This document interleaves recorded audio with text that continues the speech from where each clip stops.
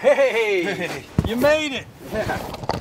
Fantastic. All right. What's going on here? Oh, we're getting a new road at last. We've Is waited. are they? It looks like they're putting in pipes though too. It's the whole thing. It's a real bike path and everything. That's going to really improve this neighborhood, huh? Absolutely. Yeah, we need it. You know, safety wise. Oh yeah. With all the It's schools. been a. I mean, I remember doing a piece with Seaweed on this road years ago, where he just couldn't believe the town would not spend the money to do this road. Yeah, And we've they been finally here. went for it. We've been here almost 20 years, Yep. and you know, it's quite a wait. But I guess it's a lot involved, and you know, this is maybe 160 yards. Yeah. And you know, they'll do 20-foot segment at a time. Right. You know, I think they're redoing the sewer. They're Redoing it. Well, Excuse me. yeah, go ahead. So, how's your day going? Really good. Yep. Yeah, I love my job. So yeah, I do activities at the nursing home, Yep. and that's a perfect job for me. Is this the job you've always thought you'd want to have? I mean, It is this honestly kind of is my Seriously? dream job. No kidding. Honestly, it's that good for me. Yeah. Are there a lot of people like you that want to have a dream job like that? Have you found a lot of people that want to do that kind of thing? You know, it's interesting because growing up, you know, I didn't think, okay, activities at a nursing home. I was good with older people, and I, you know, really enjoyed spending time with my grandparents, and you know, so then I fell into the caregiving, and it was the most meaningful work I'd ever done. So it was like, you know, I signed up for more, you know, and I got some training on board with hospice, and I got some EMT training, and just pursued it actively. And I got my foot in the door at the nursing home cooking, and but I really had my eye on activities, and sure enough, there I am. So, Let's yeah. before we get into it, Yeah. let's go back. Are you a local guy? I've lived here most of my adult life. I grew up in New York. Yeah. And we summered out here, and yeah, as it happens with a lot of folks, summering became longer, and you know, it's a nice place. Did your dad is a counselor out here, right? He is, Did he yeah, come out Richard here? Ross. Yeah. Richard Ross. Yeah. Did he bring you out here, or did you follow him? Well, or how'd that all work? he bought a house. So that Oh, I helps. see. He bought a house. What year was this? This was 85. Yeah, we're going way back. Yeah, he bought a house on gosh. Lion Street, and Yep.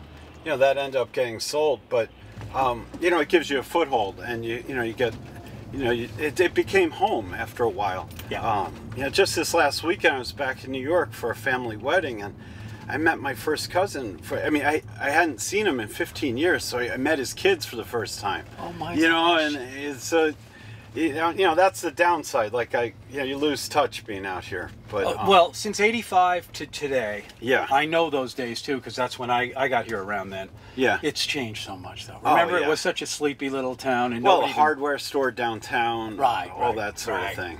So, and it's okay with you? Well, The changes that. I like our road getting paved. So that's a That's positive. good change. Yep. Absolutely. Okay. I like Cumberland Farms going in across from Stop and Shop. Yep. That used to be not so good. Yeah, I mean, Yeah, you get used to that Cumberland Farms, don't you? it's so convenient. You want a hot dog? Boom, $2. I know, Come on. I know. Yeah. Now, getting back to when you first got here, Daniel. Yeah. What did you want to do when you came out here, or what kind of work did you do? I worked as a summer special. Worked as a lifeguard. As a summer special. Yeah, when I was 19. Did you Yeah. think you might want to be a police officer? Well, I was studying philosophy at Boston College at the time, so I had thoughts of law. Philosophy. Yeah, I love philosophy. Is Yeah. there a philosopher that is your favorite? I'm really into Zen. You know, Eastern. Oh, you are? Yeah, big time. Yeah, I lived monastically for a while, 6 months. Yeah. Did you go there?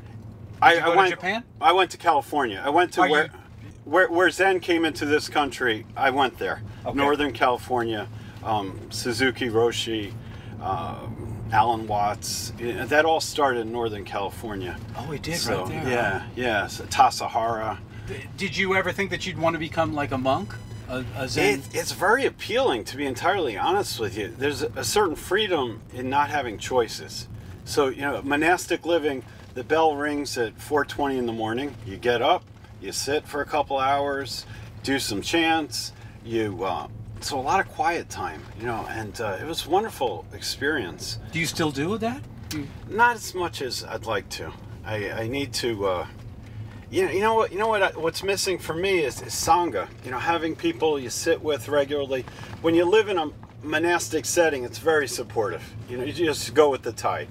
But on your own, it's stuff slips. Do you find by the that you wayside. use some of this philosophy in your life today? Absolutely. In what way? How would you use it? The mindfulness, that ability to slow down. At work, things can get hectic. It's Right. Especially around 4 o'clock, folks get sundowners, and lots of folks get a little riled up. Sundowners, it's called? Sundowners. What is Yeah, that? when the sun's going down, it's common with elderly. It is. Yeah, they It is. get agitated. Yeah. It I manifests did in not know different this. ways. I Yeah, it's did called not- sundowners. Yeah. Right. And if there's a full moon, it shows up more. It's And it's interesting. an agitation. Yeah. Agitation, Restlessness. but even just energy. But if you have somebody who's 90 years old who has advanced dementia, who requires a walker for their safety, you got to keep an eye on these folks. They're able to hurt themselves. So the mindfulness really helps with that sort of thing. Okay. So, getting back to when you were first here, you just tried a lot of different jobs? Basically, yeah. But the hospice work really struck a chord with me. When did you start doing that? About 13 years ago. I see. Yeah. A friend asked me to help his friend who had Lou Gehrig's, and otherwise known as ALS, and it was the most meaningful work I'd ever done. So I made myself available. What was it about? Why was it meaningful to you? Well, this particular individual who's a mutual friend of ours. I remember him. Sure.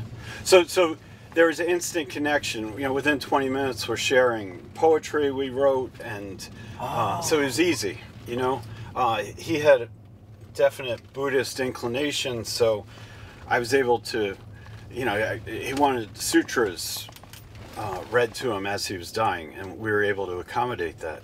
It was a good fit. And, Wow. And also his sister was a nurse, so I received a lot of training.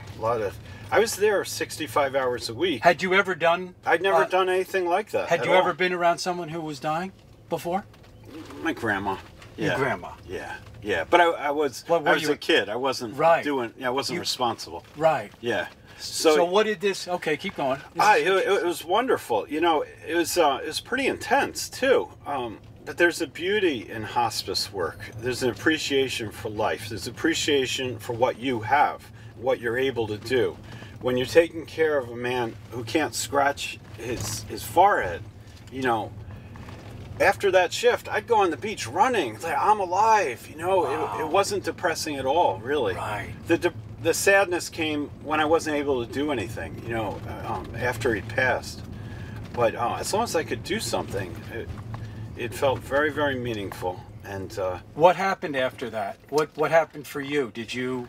I made myself available for this kind of work to this agency in Falmouth, Compassionate Care, specializes in supporting families with ALS. So I went on to help half a dozen other families, and On Nantucket? Or in other places? a couple on Nantucket, and mostly the Cape, Boston area. What would you say? How would you describe that to other people who? It's very meaningful. At the same time, it's